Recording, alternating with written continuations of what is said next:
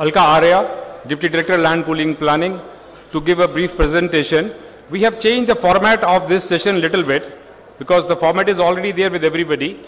Because looking at the interest and the keenness of the participants here, in fact, VCTDA and we all reformatted the session. After the presentation of Ms. Alka Arya, the house will be open for a question answers. So give us a patient hearing. We as organizers normally do these things for the benefit of the entire conference and the audience. Thank you very much.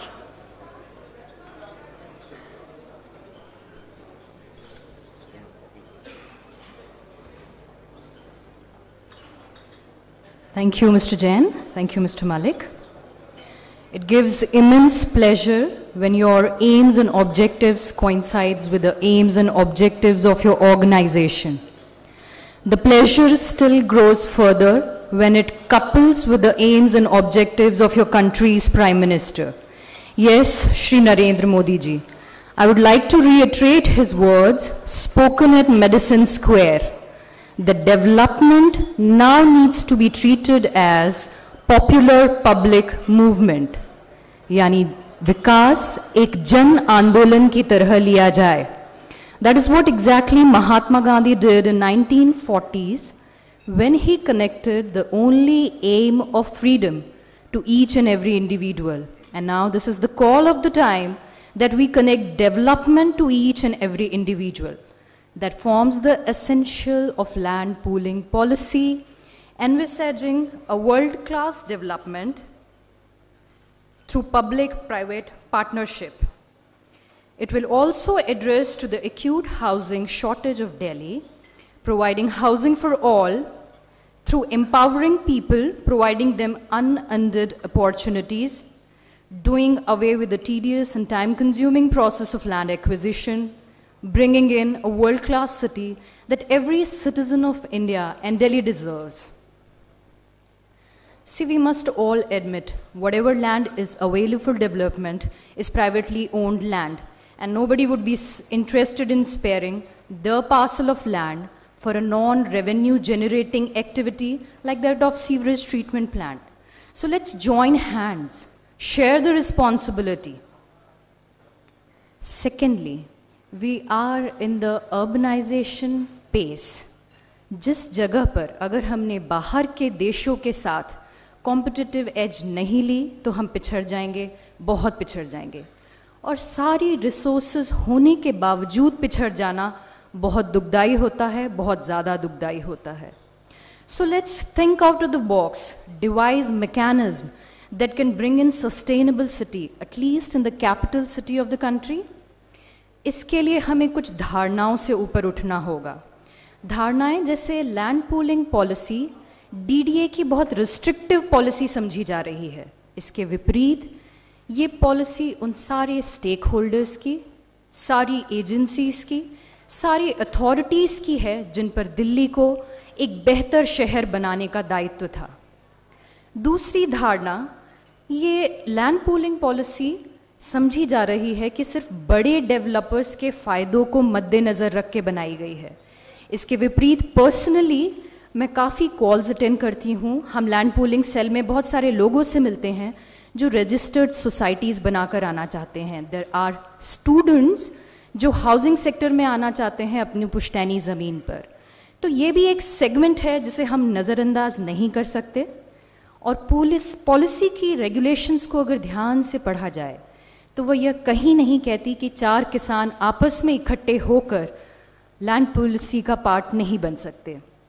DDA in that process will help only as a facilitator in providing that platform.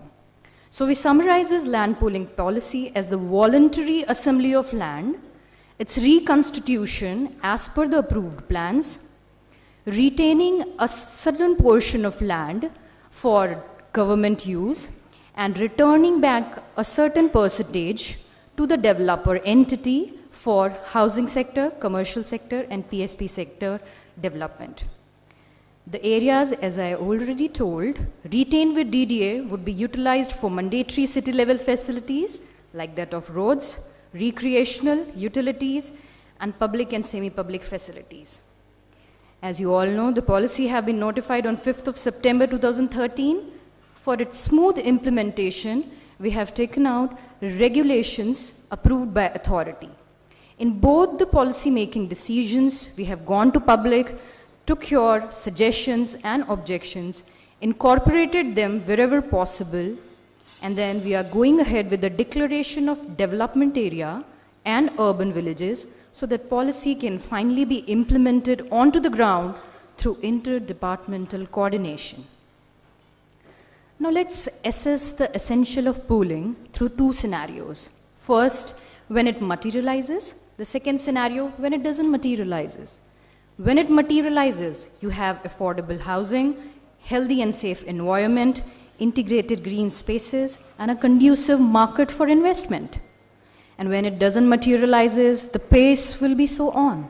The housing stock shortage will continue to grow, bringing in more slums, more squatter settlements, more unauthorized colonies, slowly percolating to an unhealthy and unhygienic living condition.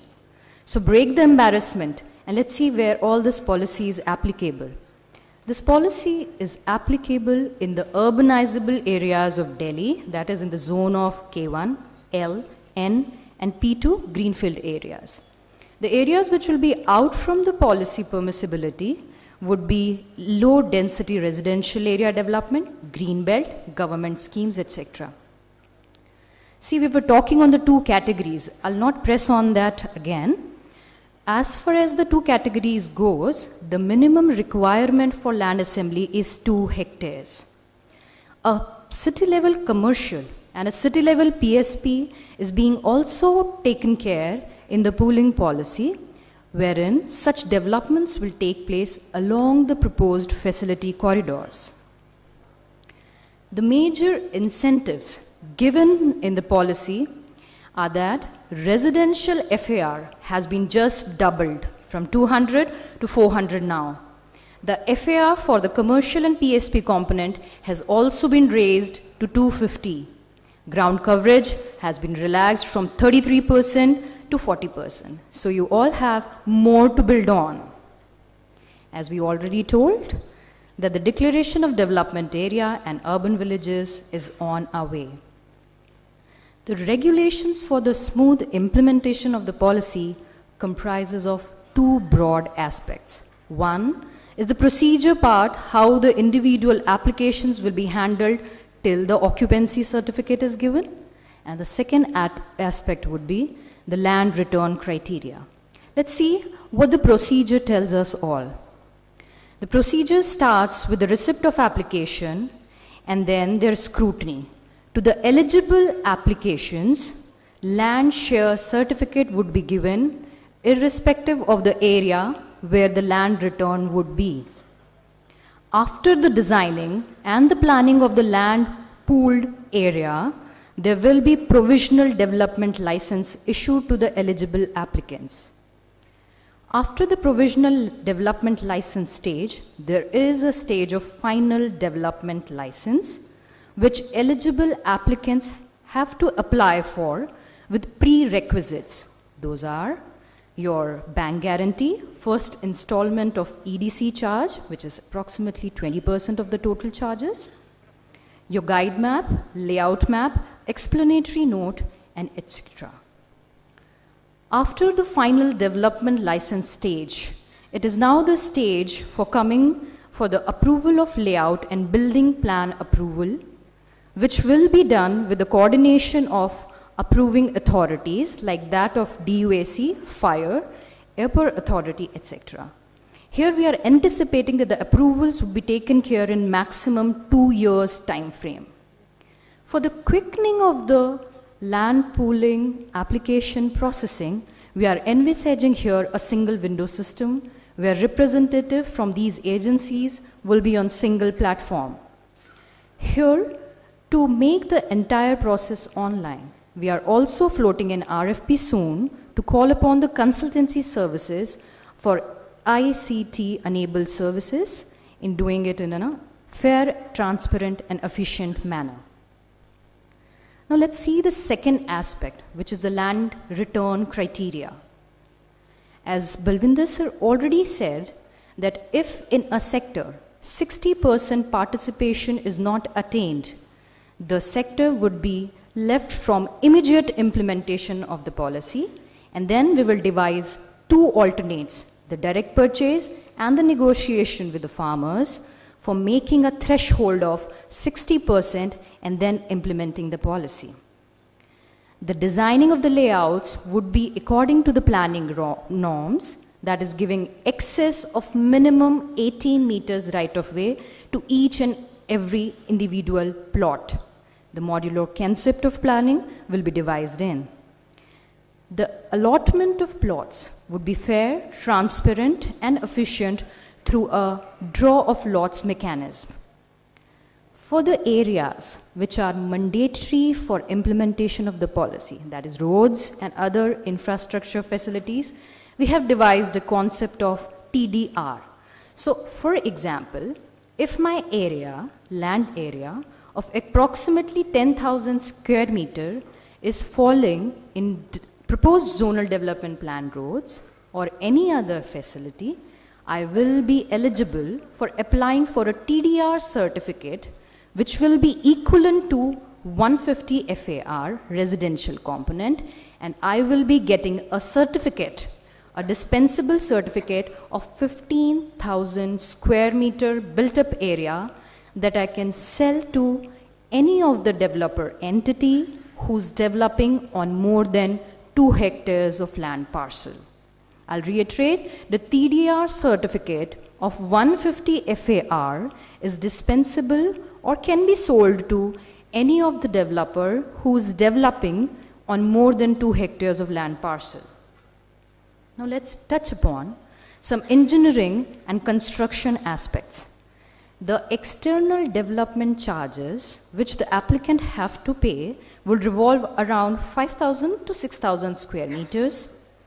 And the first installment, as already told, would be given at the final development license stage. The remaining 80% have to be given within 90 days time period in lump sum or in 8 equal 6 monthly installments over the period of 4 years, attracting a 12% interest per annum.